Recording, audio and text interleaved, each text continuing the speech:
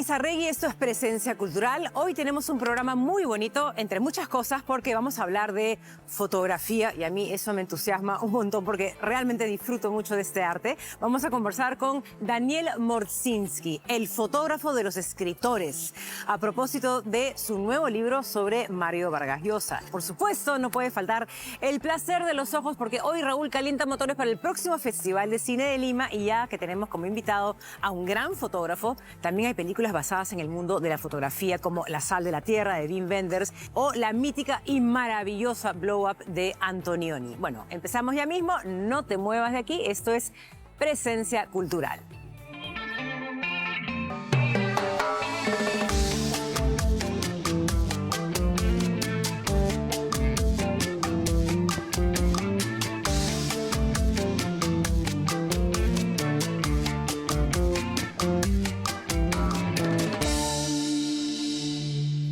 Muchas veces se dice que una imagen vale más que 1000 palabras. Yo estoy de acuerdo, sí.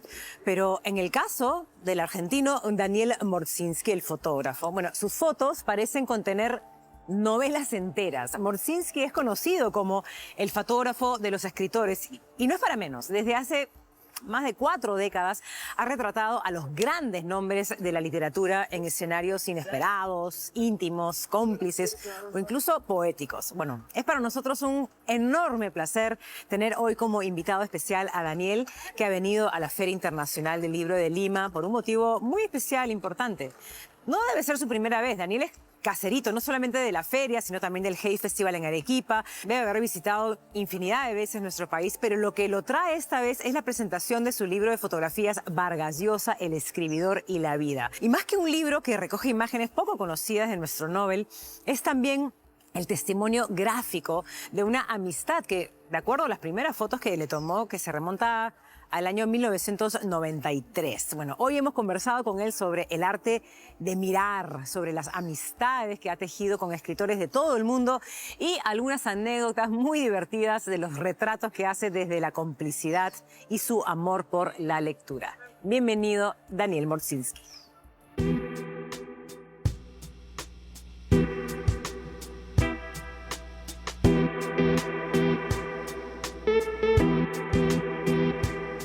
Ese libro, de hecho, nació como un homenaje a Vargas Llosa cuando vivía. Quizás ahora es una manera también de decir que es un adiós también, ¿no? ¿Cómo ha sido para ti la experiencia de volver a esas fotografías? Me imagino que por un lado triste, doloroso, pero al mismo tiempo quizás algo feliz también, luminoso, considerando la amistad que ustedes tuvieron, ¿no?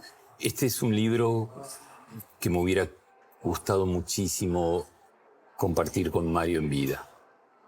Hubiera sido feliz si Mario, como tantas otras veces que me acompañó en inauguraciones de exposiciones, hubiera estado ahí, en la primera fila. Y fíjate que durante un mes, tras su muerte, no le dediqué mi silencio. No tuve el valor ni el deseo de recorrer los centenares o miles de fotografías que le hice a lo largo de 32 años de amistad. Pero luego me ayudó justamente a atravesar el duelo. Evidentemente, un libro con Mario fallecido no podía ser igual que aquel libro que llevaba preparando hace 2 años. Esta imagen de Mario partiendo, una imagen de adiós, pero también es una invitación a un hola, a volver, por ejemplo, a releer los textos de Mario. Pero en ningún momento, en ninguna circunstancia, creo que hubiera sido la tapa de un libro que Mario hubiera estado en la primera fila. ¿Esa fotografía cuándo y dónde fue tomada? Esta fotografía la tomé en uno de nuestros últimos encuentros, en Madrid en 2023. Mario ya andaba con bastón, pero yo le pedí que caminara sin él. ¿Qué rostro de Mario sentías que no había sido captado en imágenes? ¿Cómo era él en la intimidad? ¿Cómo se llevaba con la actividad de ser fotografiado por ti? Yo nunca me planteo hacer algo distinto. Yo simplemente me mantengo leal a mis convicciones y a la manera que tengo de entender la fotografía y la vida en general. Yo había conocido a Mario un año antes, lo había retratado en Biarritz, y yo le pedí hacer esta foto. Yo no intervine y lo primero que hizo Mario fue adoptar la posición del pensador. Y a mí me pareció un poco lugar común, ¿no? Es como retratar a un escritor junto a un libro, ante tanta caballerosidad. Él había aceptado que yo lo retratara sin preguntar por qué ni para qué, que es algo raro, porque lo primero que uno suele preguntar es ¿por qué querés fotografiarme? ¿Para qué? No trabajaba para nadie. Soy como un coleccionador de mariposas. Llevo 47 años retratando mariposas y no me pregunto por qué. Cuando Mario tenía esta posición, lo empecé a dirigir. ¿Por qué no intentás abrir las manos, subirlas un poquito? Y cuando vi que esta posición tenía algo diferente y que no parecía que estuviera rezando, porque tampoco iba con Mario, ¿no? Hice el clic. A ver, un fotógrafo de deporte quizás tenga que captar un momento de mucha fisicalidad, un fotógrafo de teatro quizás tenga que encontrar un momento de mucha expresividad o con algo de las luces teatrales. Fotografiar literatura, ¿cómo se capta aquello que implica ser escritor, esa vulnerabilidad, esa sensibilidad, ese talento? ¿Qué es hacer fotografía de literatura? No hay profesión más difícil de fotografiar que la de ser escritor, porque es una actividad en solitario, donde se ejerce muchas veces en lugares insospechados. Y por eso, fíjate que yo no retrato escritores en los lugares de escritura. A mí siempre me interesó sacar al escritor de su pose de escritor. Le propongo otra pose. Y entonces los pongo a saltar, los pongo en las cocinas, los pongo... No es un método, porque no hay un método Morsinski. Cuando llegué a París, trabajaba para la prensa, me di cuenta que llegaba a una casa y el escritor quería deshacerse de mí en pocos minutos. Le hablaba de su último libro, le hacía entender que además de fotógrafo era lector, cosa muy importante, porque tú le puedes decir que no a un fotógrafo, porque no es el buen momento, pero no le vas a decir nunca que no a un lector. Basta que tú le digas al escritor, sí, como en tu último libro, como el personaje, ya está. Con picardía le preguntaba, ¿no me invita un café? El escritor se iba a la cocina, yo lo seguía. Tengo una colección de fotos de escritores en las cocinas. De hecho, acá hay una de Mario en su cocina que es maravillosa. Voilà. Y claro, cuando te metes en la cocina a una persona, te metes en su intimidad. Total. Y si el escritor pensaba que 3 minutos después yo iba a estar afuera, solamente porque iba a preparar el café y me lo iba a tomar, ya me aseguraba 20 minutos. Eso no significa que durante 20 minutos voy a estar haciendo fotos, pero significa que los 3 minutos que iba a tener para hacer la foto, yo iba a ser el jefe, el maestro, el que decidiera qué va a hacer. Quizás sea una pregunta difícil, pero ¿hay alguna de las fotografías en este libro que sientas que quizás más lo representa a Mario? Hay una fotografía que para mí es uno de esos días. Tuve la rara sensación de que este día es un día que va a cambiar mi vida. Es un día de 2010, antes del anuncio del premio Nobel. Yo bajo a desayunar, estoy en el mismo hotel que Patricia y Mario, y le digo, Mario, ¿nunca te hice una Fotinsky? ¿Una qué? Y le digo, sí, Mario, foto. Morsinski, Fotinsky. Son esas fotos juguetonas, traviesas. Lo veo, las cejas se le suben y le digo, siempre respetuosas, porque le tenía pánico al ridículo, Mario. Las Fotinsky son viajes rápidos, seguros y divertidos. Claro. Y me dice, hagamos una Fotinsky. Hagamos una de tus fotos raras, dijo. Y yo dije, qué maravilla. Entonces, subo a mi cuarto, suena el teléfono. Hola, soy Mercedes Barcha. Me dijo Carmen Balcells que estás en Cartagena y que deseas volver a fotografiar a Gabo. Gabito no está muy bien, pero te esperamos para la foto. Y me dice, ¿te parece venir a la casa a la 1? La 1 es la hora que me había dicho Mario para hacerle la Fotinsky. Oh, no. Y entonces yo no le puedo decir, perdón, Mercedes, no puedo porque tengo una cita con Mario, conociendo lo que todos conocemos, la controversia. Claro, claro. Y de repente digo, ¿sabes, Mercedes? Como todo argentino, tengo que hablar con mi psicoanalista antes de hacer una foto importante, y esta va a ser una foto importante. Me dice, claro, lo entiendo. ¿Te parece hacerla mañana? Digo, no, perdón, Mercedes, fue un chiste malísimo. En lugar de la 1, ¿puede ser a las 2? Claro, Daniel. Te esperamos a las 2 y luego te quedas a almorzar. Yo corto el teléfono y digo, ¡qué milagro! ¿Cómo puede ser que el mismo día, en la misma ciudad, pueda volver a fotografiar a los dos grandes maestros de la literatura? Claro. Qué afortunado que soy. Realmente.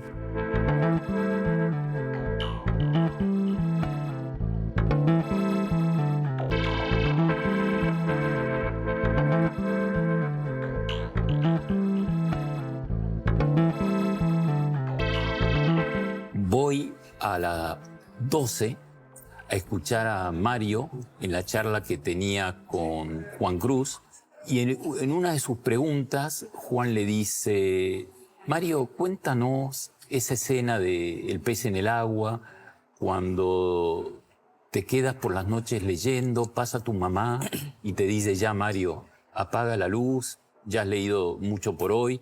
Y Mario, ¿qué hace? Se mete debajo de la cama y con una linterna sigue leyendo. Y yo digo, Eureka, Fotinsky. Tal cual. Y entonces... Y lo hiciste. Pero no tenía linterna, no podía conseguir una linterna, y además conseguí una vela. Sí. Y fue, creo, la sesión más rápida del mundo, porque yo me tenía que ir después con Gabo.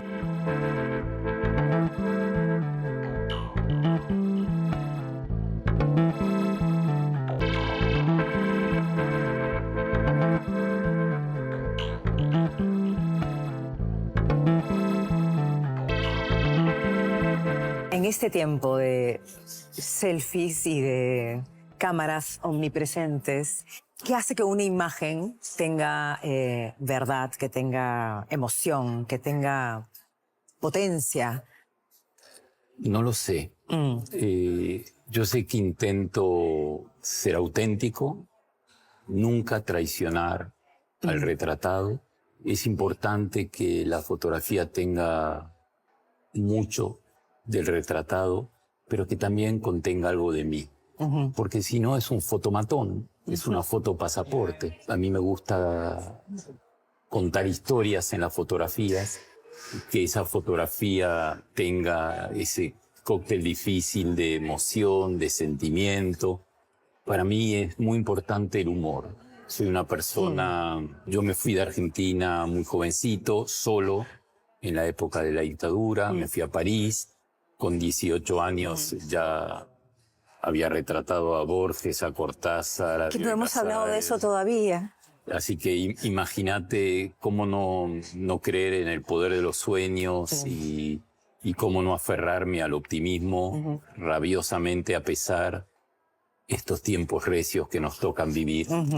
Y por eso, para mí, el humor siempre ha sido un remedio, un bálsamo. Intento que mis fotografías siempre tengan mucho humor. Cronológicamente, no sé si el más importante, pero con 18 años me propone un maestro mío, el director de cine Ricardo Bulicher, acompañarlo en el rodaje de su próxima película. Y había logrado burlar la censura presentando el guión de un documental sobre Borges. Yo estaba ahí para aprender, no hice ninguna foto. Hasta que hubo una pausa. Y cuando hubo una pausa me acerqué al poeta sabio, al poeta ciego, me presenté y le dije que no tenía cámara, pero que mi papá me había prestado la suya. ¿Para qué contarle todo esto? Claro. Pero le di contenido humano. Claro. Y creo que eso le gustó. Y que lo quería retratar. Y me dijo, ¿cómo se llama, jovencito? Y le digo, me llamo Daniel. Daniel, me sorprende porque... Lo primero que me sorprende es que me haya pedido permiso. Yo no veo. Usted podría haber hecho las fotos y yo hubiera escuchado, pero no le hubiera dicho nada. Digo, sí, es cierto, pero yo no soy un ladrón de imágenes. Yo quería presentarme, porque además lo he leído y me gusta mucho lo que escribe. Y ahí me deshace Borges preguntándome, ¿y qué le gusta de mis cuentitos? Entonces yo empecé a responder para salir del paso, y la genialidad de Borges era la humildad, a tal punto que celebraba mi respuesta como si el poeta erudita fuera yo y él un pibe de 18 años. Maravilla. Fue increíble. Maravilla. ¿No puedo 2 minutos más? ¿O me están esperando? ¿Ah? Lo están esperando. Lo están esperando. Qué pena. Bueno, ya, ni modo. Pero invito a Fernando un minuto. Fernando, vení, entra. Entra, dale. Acá es todo improvisación. No cortes. Qué gusto Vení, tenerte acá. sentate. Esta es una Fotinsky también. Una Fotinsky. Entonces, Fernando es un gran escritor peruano. Por supuesto. Es uno de mis Evidentemente grandes acá. amigos. Me ayudó mucho en los textos del libro.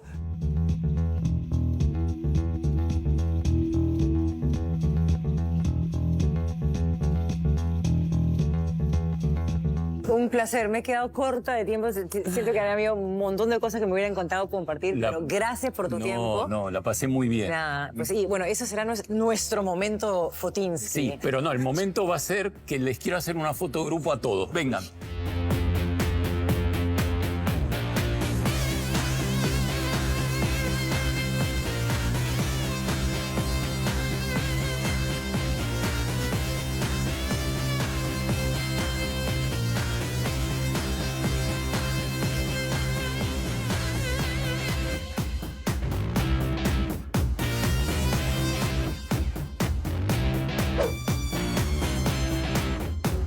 Queremos agradecer a la Municipalidad de Miraflores por habernos permitido nuevamente grabar en este espacio.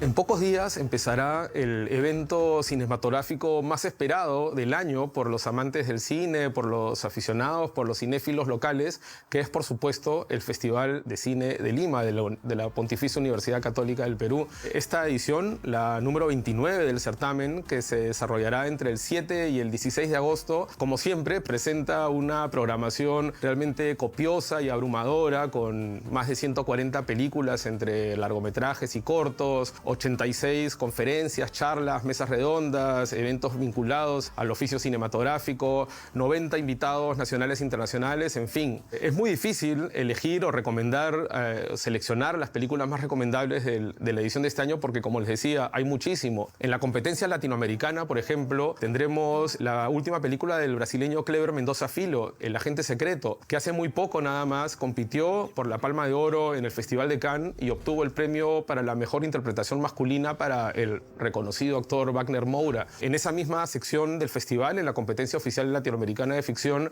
encontraremos hasta 3 estrenos locales, todos muy, muy interesantes, como la película Los Bárbaros, codirigida por el peruano Martín Guerra, Safari de Mariana Rondón, Punku, la nueva película de Juan Daniel Fernández Molero, el mismo director de Videofilia. En fin, no solo serán los únicos estrenos peruanos, habrá nuevamente una sección competitiva dedicada exclusivamente al cine peruano, donde, entre otros estrenos, podremos ver un par de documentales musicales muy interesantes dedicados a la banda de rock ayacuchana Uchpa y a Flor Pucarina, la artista, la leyenda del folclore peruano. En secciones paralelas, siguiendo con el cine peruano, podremos ver la última película de Javier Corcuera, podremos ver también lo nuevo de Salvador del Solar, Ramón de Ramón, su esperadísimo nuevo largometraje.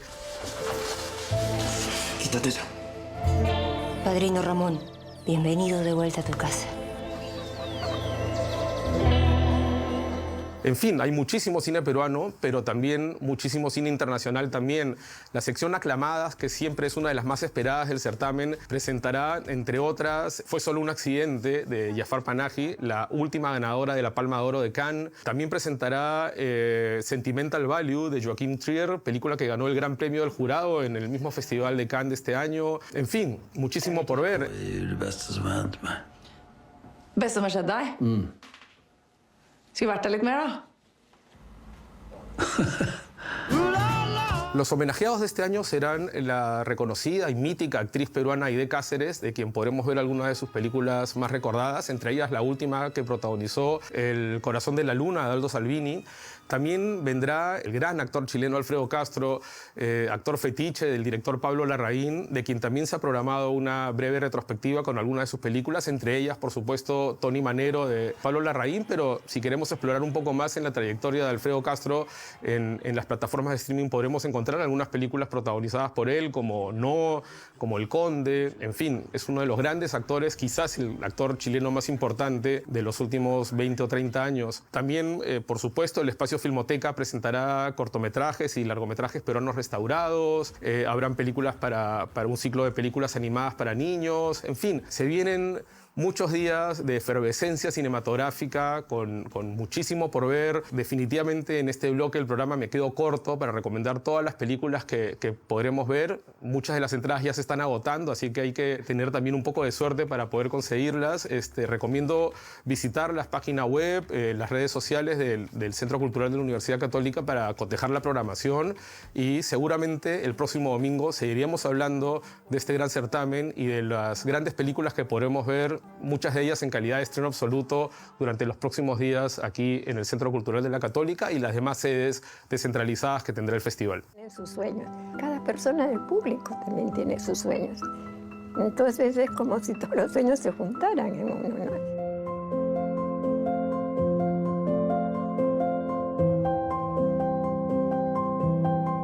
29 Festival de Cine de Lima PUC. Distintas miradas, un punto de encuentro.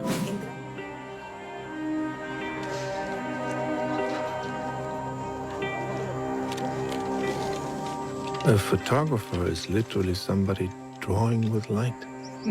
A man writing and rewriting. A propósito de la entrevista que tendremos en esta edición con el fotógrafo argentino Daniel Morszynski, fotógrafo que se ha caracterizado por retratar escritores, entre ellos, por supuesto, a Mario Vargas Llosa, de quien ha publicado recientemente un libro que motiva la entrevista de esta edición. Quisimos recomendar algunas películas y documentales que se encuentran disponibles en las plataformas de streaming que tratan sobre fotógrafos reales y ficticios, o que giran en torno al mundo de la fotografía. Quería empezar por La sal de la tierra, un documental dirigido por Wim Wenders y por Juliano Ribeiro Salgado, dedicado al padre de este segundo codirector, de Sebastião Salgado, un notable, fantástico fotógrafo brasileño que lamentablemente murió hace muy poco, el 23 de mayo pasado, pero que dejó un legado realmente copioso de obras dedicadas no solo a la fotografía ambientalista, a eso dedicó los últimos años de su carrera Salgado, sobre todo también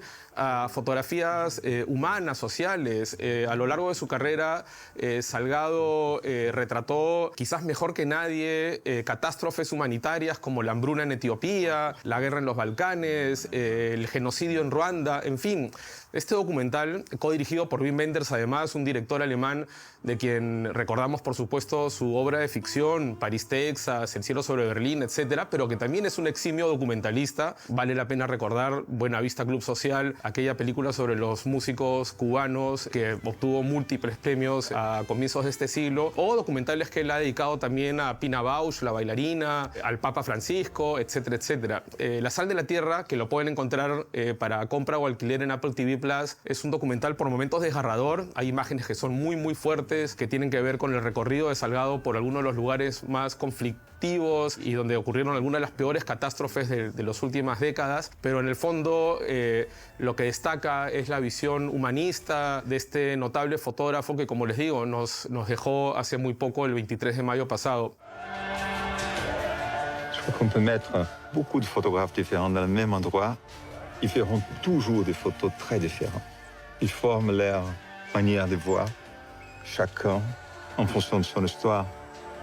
Siguiendo en Apple TV Plus, en este caso hablaremos de una película que es más bien un clásico del cine, sobre todo de la década del 60, y me refiero por supuesto a Blow Up, de Michelangelo Antonioni, el director italiano, una película protagonizada por David Hemmings y por Vanessa Redgrave, que está basada además en un cuento de Julio Cortázar, del escritor argentino, uno de los relatos que aparecen en su libro Las armas secretas, y que aquí cuenta la historia de un fotógrafo de moda que cree haber descubierto un crimen al hacer unas fotos casi como un paparazzi en un parque londinense. Es una película que retrata muy bien la estética de aquel tiempo, sobre todo de Londres de los años 60, con música de Herbie Hancock, con música de los Yardbirds, que tienen una secuencia muy recordada en el film, aquella banda de Jimmy Page y de Jeff Beck, y que, bueno, como les decía, la encuentran también para compra y alquiler en Apple TV Plus.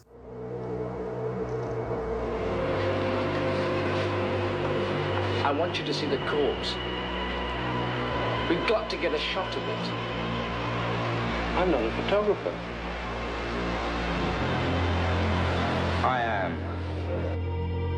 Pasándonos ahora a la plataforma Prime Video, quería recomendarles la película Lee Miller, Retratos de Guerra. Es una película dirigida por Ellen Kurraz, una realizadora que hasta ahora era más bien conocida como documentalista o como directora de fotografía justamente, que es protagonizada por Kate Winslet y narra la historia de Lee Miller, una exmodelo estadounidense que tuvo un cambio de carrera, de vocación muy pronunciado porque su amor por la fotografía la llevó a convertirse nada menos que en una corresponsal de guerra, probablemente una de las primeras corresponsales de guerra mujer que retrató algunos de los horrores del Holocausto nazi y de la Segunda Guerra Mundial. La película la encuentran en Prime Video, es un proyecto muy querido para Kate Winslet, que incluso en algún momento se dice que ella se encargó de pagar los sueldos de todas las personas involucradas en el rodaje y que, como siempre, entrega una actuación muy solvente, muy destacada. Es una película que vale la pena ver. Por ella, Kate Winslet, por cierto, obtuvo nominaciones al Oscar y al BAFTA de Inglaterra. It was not something I'd heard about or imagined.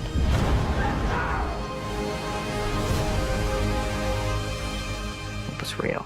Dejamos Prime Video y nos pasamos a Disney Plus, donde podemos encontrar una película que, si bien no trata sobre un fotógrafo en particular, creo que refleja un gran amor por la fotografía y también por la prensa en formato escrito, en el medio escrito.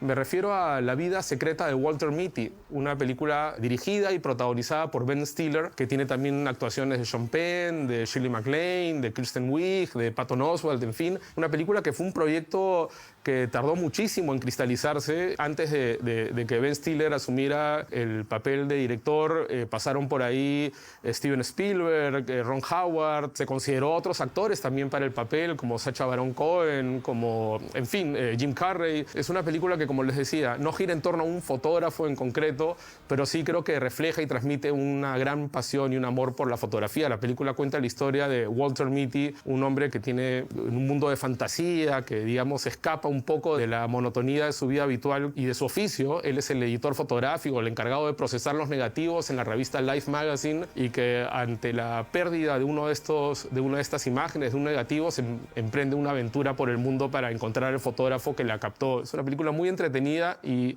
que la encuentran en Disney Plus. About courage and going into the unknown.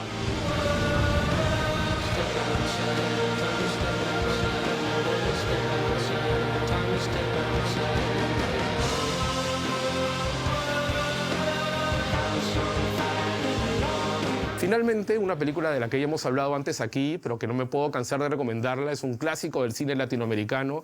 Ya está por empezar el Festival de Cine de Lima y creo que es apropiado hablar de Ciudad de Dios, de Katia Lundi y Fernando Meireles, considerada por muchos la mejor película brasileña del siglo XXI, una de las mejores películas latinoamericanas de las últimas décadas, y que en su momento participó en el Festival de Cine de Lima. La película la encuentran en HBO Max y cuenta la historia. Uno de los protagonistas de este film es un aspirante a fotógrafo que empieza a retratar con su cámara la violencia y las dinámicas de las bandas criminales de las favelas en Brasil. De hecho, esta película hace muy poquito motivó una secuela en formato de serie que también pueden encontrar en HBO Max, también llamada Ciudad de Dios, y que cuenta lo que ocurre 20 años después de los hechos narrados en la película original. Estas son 5 películas que hablan sobre fotógrafos, que hablan sobre fotografía y que creo que complementan perfectamente la entrevista que tenemos en esta misma edición con el notable fotógrafo argentino Daniel Morszynski.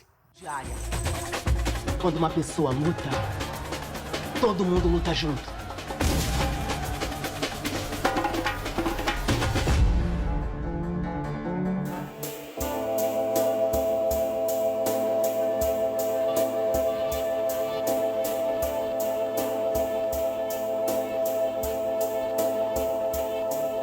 Nos encontramos en el flamante nuevo local de la librería Puc, aquí en el Centro Cultural de la Universidad Católica, en San Isidro, en Camino Real, su sede histórica, donde he encontrado en sus estantes un par de libros que tienen que ver con los temas que hemos tocado hoy en el programa. Por ejemplo, Photobox, los grandes maestros de la fotografía, donde entre los reseñados encontrarán material, por ejemplo, de Sebastián Salgado, el grandioso fotógrafo brasileño de quien hablamos ahora a propósito del documental de Wim Wenders.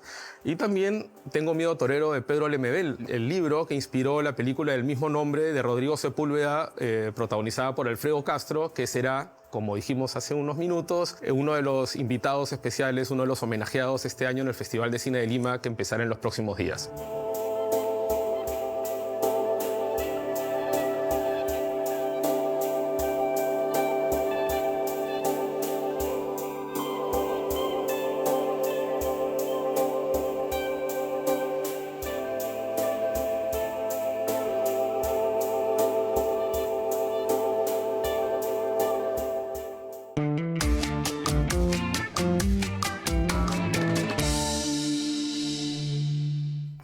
No solo se escucha, también se puede ver. Ese es el punto de partida de la exposición Visualmente Vinilos UK. Es una muestra que celebra las portadas de los discos más emblemáticos del rock, el pop y el punk británico.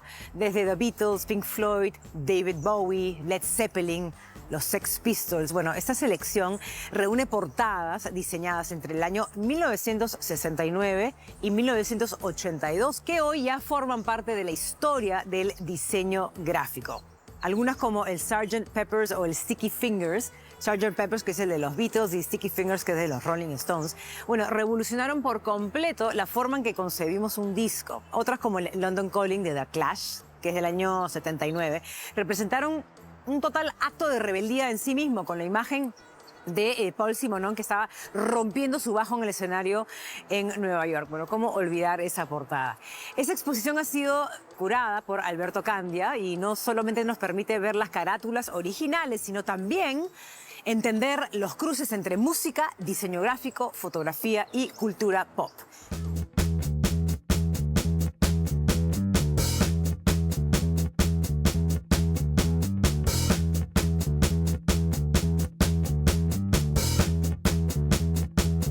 Esta muestra tiene por objeto la confluencia de varios estilos de rock, de música, y centrado mucho en lo que es la escena británica y el rock británico.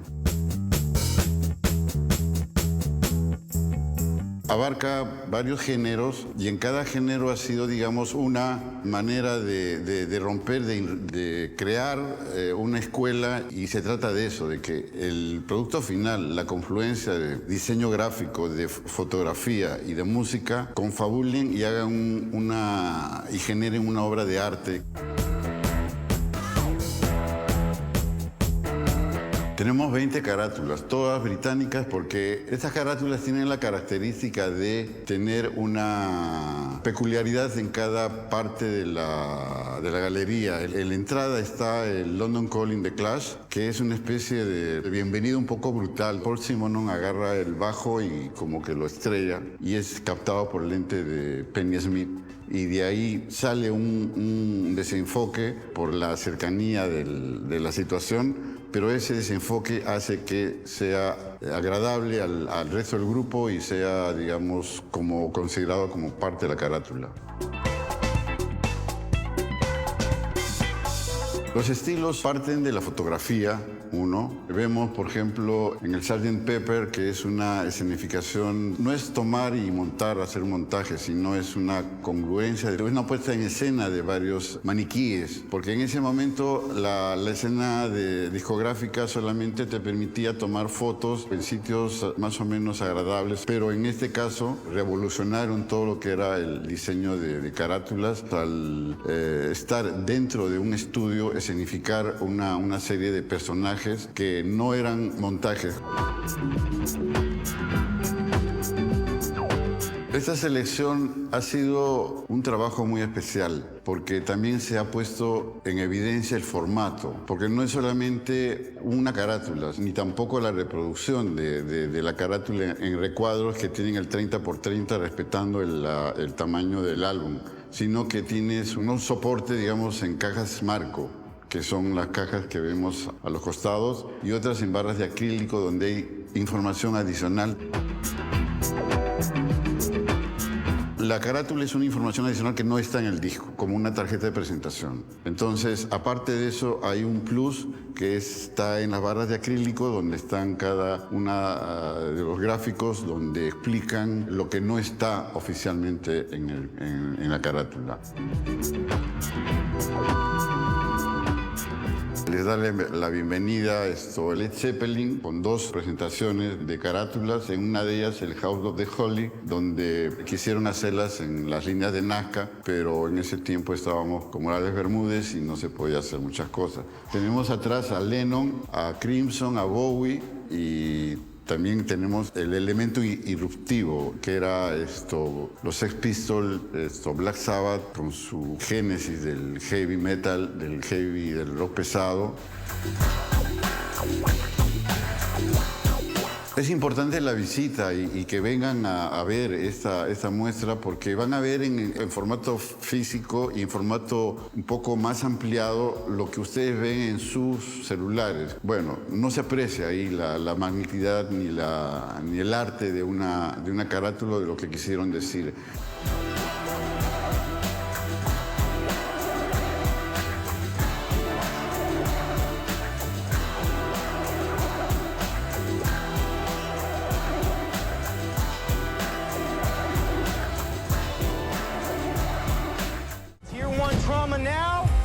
Morphine, I'm gonna stop the bleeding. You learn to accept it, find balance. You found balance?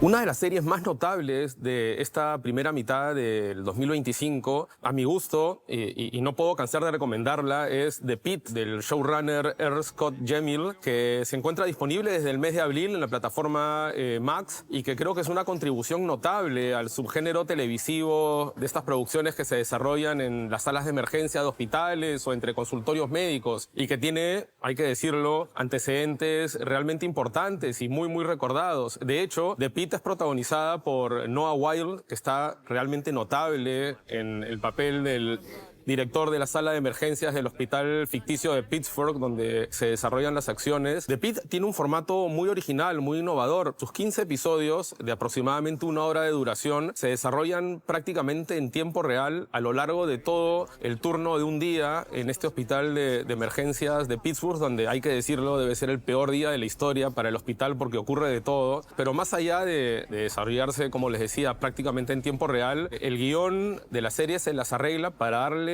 tiempo y espacio a todos los personajes. Hold compressions. Are we ready to call this?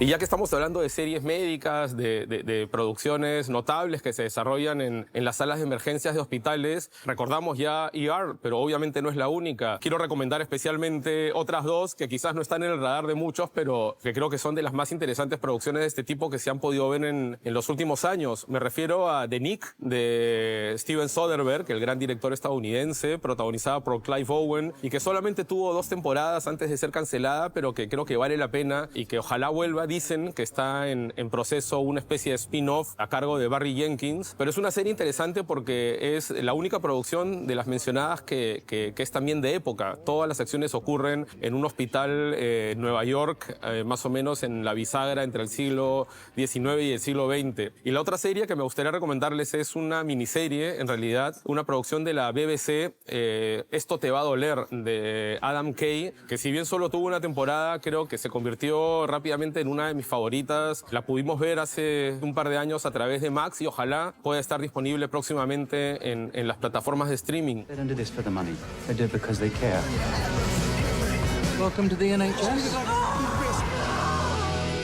Bueno, The Pit es imprescindible. Yo creo que seguramente en las próximas ediciones de los premios Emmy o Globo de Oro recibirá múltiples reconocimientos y ya la encuentran completa en Max, a la espera de la segunda que llegará en enero del próximo año. Someone might die. That's called being an emergency medicine doctor.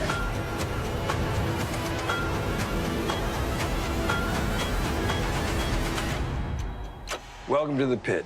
Let's go save some lives. ¿Qué pasa si es que vas a ver 30 obras de teatro en una hora? Bueno, es algo que suena imposible, pero en realidad no lo es. Un intento valiente de representar 30 obras en una hora, bueno, es un proyecto escénico y vuelve con 4 únicas funciones después de 10 exitosísimas temporadas. Y de verdad, se lo juro, es pura adrenalina teatral. Muy interesante. Bueno, 6 actores en escena, un cronómetro que no perdona ni un segundo y un menú de microobras escritos por los propios actores que el público elige en tiempo real. Comedia, drama, política, música, absurdo, locura. Bueno, todo esto cabe en 60 minutos. ¿O no? Bueno, ya veremos. O ya verás. Si te animas a ir este 8, 9, 15 y 16 de agosto en la Sala Quilla, en Barranco. Esta vez el elenco está formado por Anaí Padilla, Bea Heredia, Dusan Fung, Emmanuel Soriano, Gisela Ponce de León y Oscar Mesa. Grandes actores que manejan muy bien la comedia. Ellos son los encargados de llevar a cabo esta bomba escénica muy entretenida que es puro juego y experimentación. Así que teatro fresco, llamado teatro neofuturista. Así que ya lo saben, bajo una sola regla, cuando la alarma suena, se acabó. Lo recomiendo. Hola amigos, estamos aquí todos los del Intento Valiente. Es un intento valiente de representar 30 obras en una hora, obras que hemos creado nosotros, obras super feeling, personales, también grupales, van a haber comedia, musicales, coreografías, la van a pasar muy bien, así que vengan, compren sus entradas.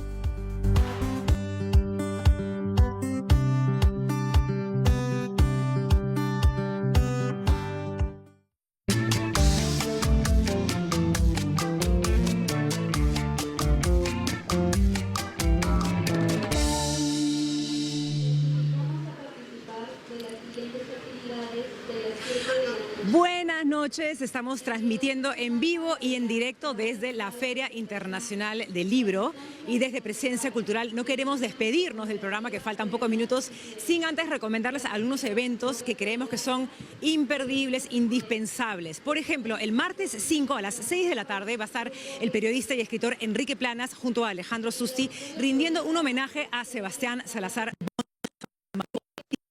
poeta, periodista, ensayista, que dejó un legado profundo para nosotros. Además,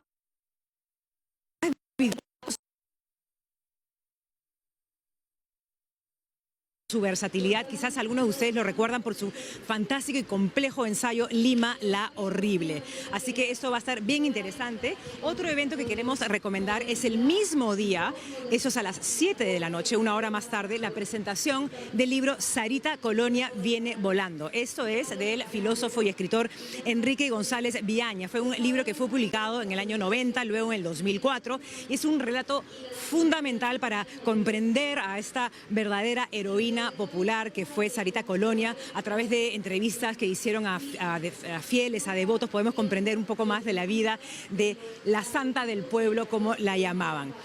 Último evento que queremos recomendar, el miércoles 6 de agosto. Esto va a ser a las 7 de la noche, como para cerrar con broche de oro la Feria Internacional del Libro. Va a estar la gran escritora colombiana Laura Restrepo. Ella va a presentar su más reciente novela, que se llama Soy la daga y Soy la herida. Laura Restrepo recibió el premio Alfaguara hace unos años por la novela Delirio, y que además, de hecho sea de paso, como información adicional, la pueden ver en versión audiovisual vía streaming por la plataforma de Netflix. Así que esas son las recomendaciones que queremos dar aquí en Presencia Cultural, pero también queremos tener una breve entrevista con Melissa Pérez.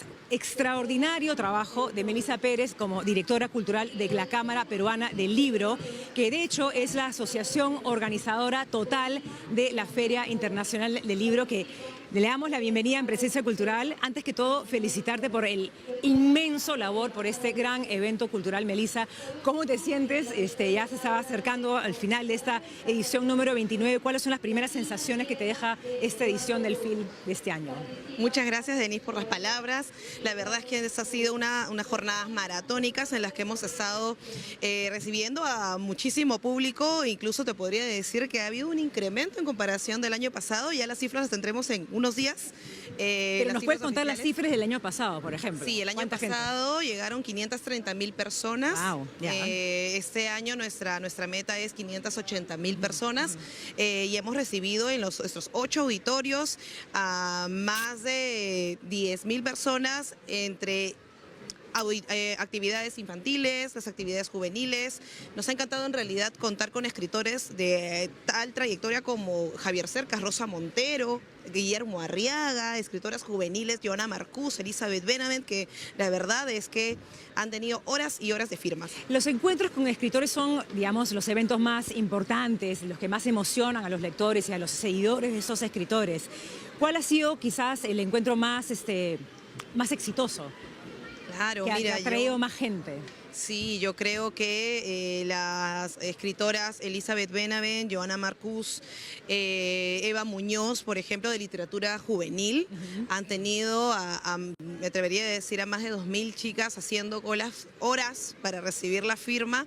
Hemos recibido también a Blue Jeans, hemos recibido también a otros escritores, por ejemplo, a Javier Cercas y a Rosa Montero, que también han tenido actividades muy exitosas. Sí. Los auditorios han estado llenos y en realidad eso nos hace sentir muy contentos porque nos lo piden. La gente en realidad cada año nos empieza a escribir quiénes son los escritores o escritoras que quieren que invitemos para la feria. Y el próximo año va a ser la edición número 30, que es un número significativo. Me imagino que tienen ya pensado, porque eso se tiene que organizar con mucho tiempo, lo que se podría venir el próximo año. ¿Hay algo que se pueda adelantar o se va a venir así? Es una sorpresa lo que viene para la edición número 30. Claro, en realidad es un número bastante importante porque significa para nosotros el incremento de lectores, la formación de público. Cada año recibimos más personas y eso en realidad es un muy buen indicio sobre los hábitos de lectura en nuestro país. Asimismo, también tener en cuenta que vamos a tener ya país invitado, ya tenemos el país invitado que es Ecuador, entonces estamos ahora ya pues viendo a qué escritoras ecuatorianos que en realidad hay muchísimos talentosos como Mónica Ojeda, María Fernanda Ampuero, muy talentosas para invitarlas. Y bueno, y en el caso de los invitados internacionales, ahorita estamos recogiendo las recomendaciones de nuestros lectores para hacer las invitaciones respectivas para el próximo año. Para ir cerrando, solamente me gustaría que le digas a la gente que nos está mirando qué valor tiene para el público asistir a la Feria del Libro, a tu modo de ver. Como visitante. Es importante visitar la feria porque además de la bibliodiversidad, porque aquí vamos a encontrar libros regionales, en lenguas originarias, ilustrados, en realidad, y en varios distintos precios. Yo creo que lo importante es encontrarse entre los lectores con los autores, vivir esa experiencia, compartir, decirle a tu autor preferido qué es lo que más te ha cautivado de sus libros.